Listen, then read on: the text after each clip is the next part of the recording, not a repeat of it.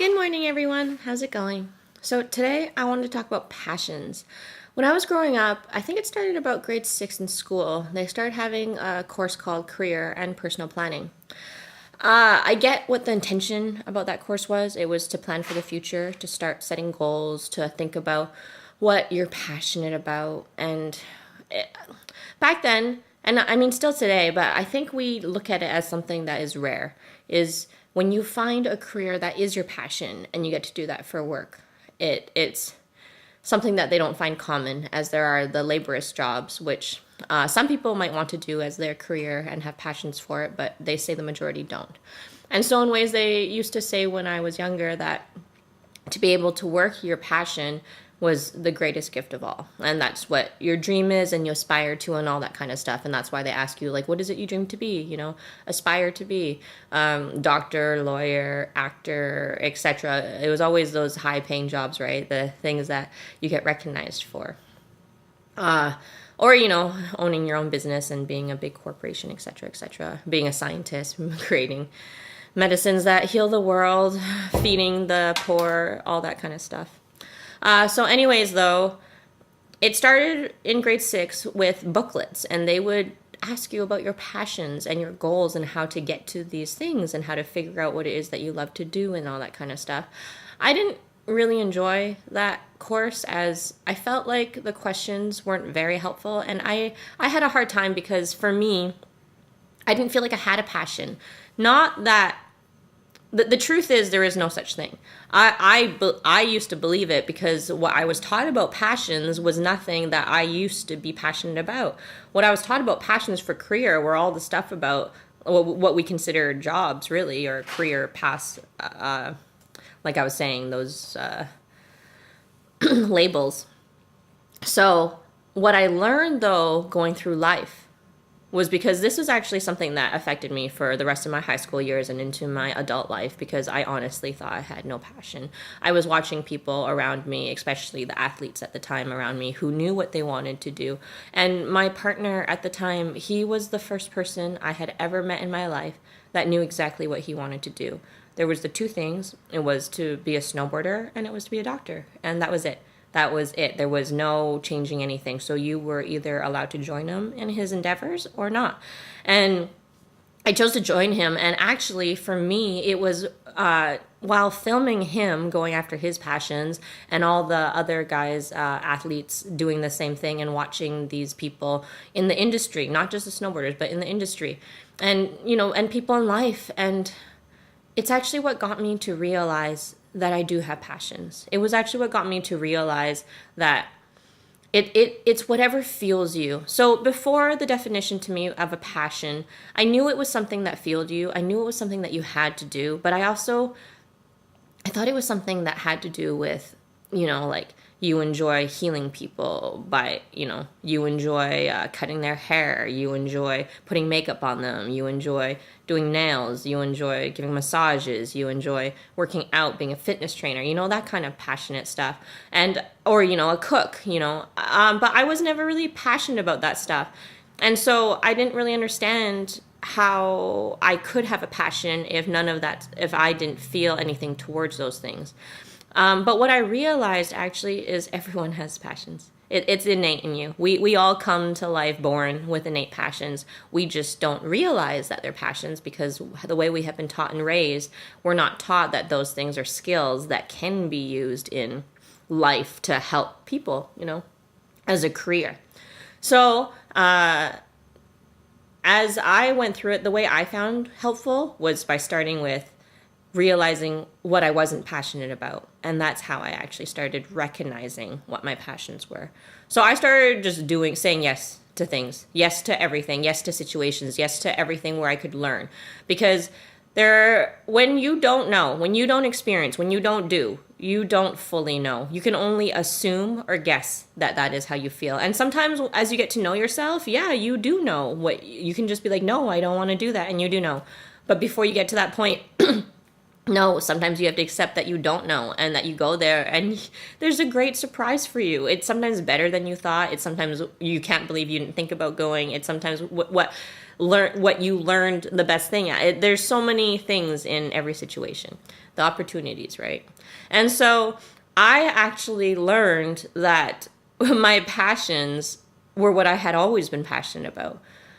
What I had always been passionate about was, I guess, in a way, modeling, but not modeling in the way that it is today.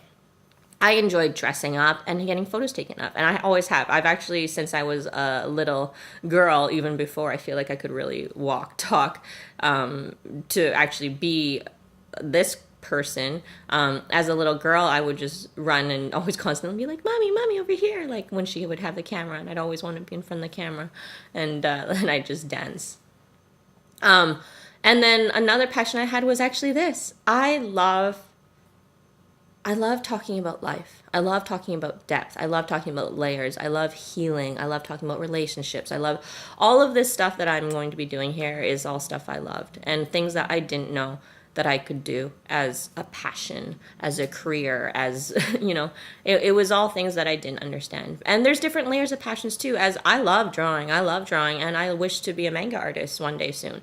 And I plan to be, but that will be soon as there's divine timing. I believe in divine timing. I just believe there's periods in life for different parts of us. And I don't believe that we always have to be the same forever. You don't have to choose one thing and be that one thing for 80 years of your life. You can choose multiple things. I remember when I went to school, I met a guy who had, I think, was it 4 masters?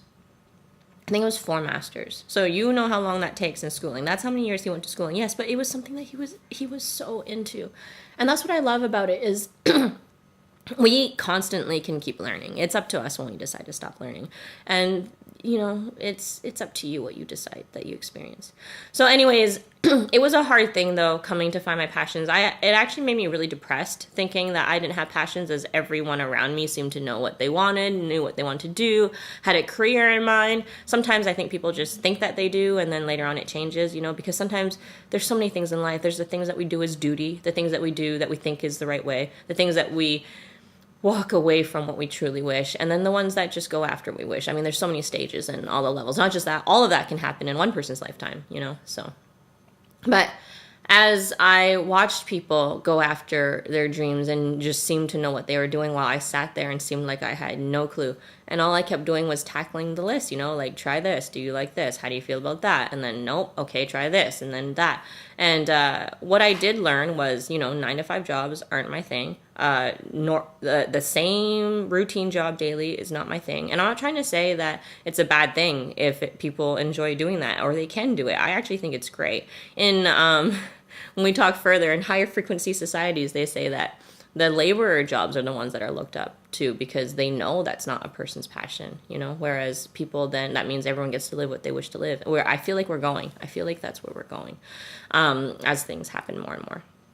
Okay, so I started to just try things, and I'm going to be honest, no, it wasn't always fun, but what happened out of it was learning, so much learning, and not just learning about my passions, learning about from experience, learning about others, learning about so many things. All of it is learning. You can learn everything in one moment if you wish, if you truly wish. It's really what you decide to do to utilize your time. If you decide to sit there and be bored and think you can't do anything, or if you sit there and try to fill it up with whatever you can.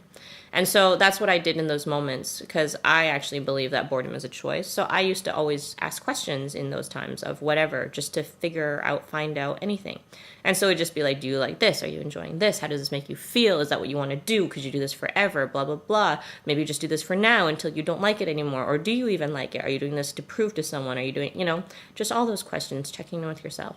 And so, it took a few years to finally recognize that I had always known my passions. I had always known. I just didn't realize that they could be passions. So I have always been passionate about dancing. I love dance. I love music. I had a hard time with music. I'll talk about that soon. But yeah, I love dance. I love music. And I love manga. I love anime. I love animations. I love cartoons. I love romance. I love this. I love what I'm doing here. And I'm very thankful that this can be a part of my life. And the fact that it can be helpful to others, like, major bonus. Bing, bing, bing. And I'm passionate about hanging with people. I'm passionate about food. I'm actually passionate about a lot of things. I'm passionate about fun. Like you can be passionate about those things. So what I wanted to do in this episode is just to let you know that yes, everyone does have a passion, but sometimes it takes searching for it, and it also takes sometimes redefining what it is you think it is, and re-looking at things from different perspectives. Because as I said, since I was young, I had all these passions that I didn't even label as passions because I thought that they weren't considered passions, and yet coming through life, I recognize that every single one of them is a passion, and I have an unlimited list of passions, and so do you. It's just, I mean, different degrees of it, obviously, but then also recognizing that as we go through life, different parts of them come out at different times, and just recognizing that it's okay. It's okay that things take time. It's okay that you don't know the answer now. It's okay to search. It's okay to seek. And in truth, it's okay to get to know yourself. Our problem is that we're raised to just want to know now, now, now, and all the answers right then, right then. But it is true. I don't feel like we appreciate the journey as much until you start to appreciate the journey. The journey is the most beautiful thing. The journey, the moments, the time, the patience, all the things that when you're in a certain state you don't appreciate. And yet when you step back and truly look at life and yourself and not define it by the things that we were fully taught, but define it by how we feel, it really changes life completely. Anyways, good luck finding your passions. It really does fuel your life. It really does change everything. And the feeling, it's what you cannot, you cannot live without. I know that we've gotten into a habit of when we suppress things deep down, that it feels normal now, but I still believe there's that nudging feeling. In the cards I was reading, they call it niggling. And I hated that card because they're just like, pay attention to that niggling. And it's true. That little nudge, and it's not that I didn't like that nudge, but it is because in the card itself that nudge has a dark and light aspect to it, and I believe that is the parts that we fear, but in truth it's what brings you your greatest happiness. So it's really, whenever you decide to finally be fully honest with yourself, whenever you decide that you finally deserve to live a life you've always wanted to live, the happiness, and when you decide that you actually are able to live that life, that you don't have to pretend to use excuses of not being able to live that life for others, etc. The thing is, there is a balance. It's not about it's not one to the other. It's not like, oh, you have this family and the only way to live it is the extreme of leaving your whole family. Sometimes it is, but in truth, it doesn't have to be that way. It's about understanding that you can see things in different perspectives. And when you do, sometimes that's where your answer is. And that's all I'm trying to say here is, we all have passions. It's just sometimes we don't look at them as passions. And so maybe check in with yourself and start to recognize, what is it that you truly enjoy? What fuels you? What drives you? What feels good? Those are your passions. And you don't have to do them for work. You don't have to. You really don't. Life is whatever we decide to make it. You can do your passions as a hobby. You can do your passions as whatever you think you're meant to do your passions as. But I'm pretty sure the ones living their passions as their dreams and career are the ones that believed it was possible. So, good luck, everyone. If you know your passions, I'm so happy for you, because that was one of the hardest things I ever had to do. And yet, finding it, going through that journey is what made me appreciate knowing my passions and appreciate that innately. We all know. We all truly know. And this is actually what led me into figuring out that we actually have all the answers within.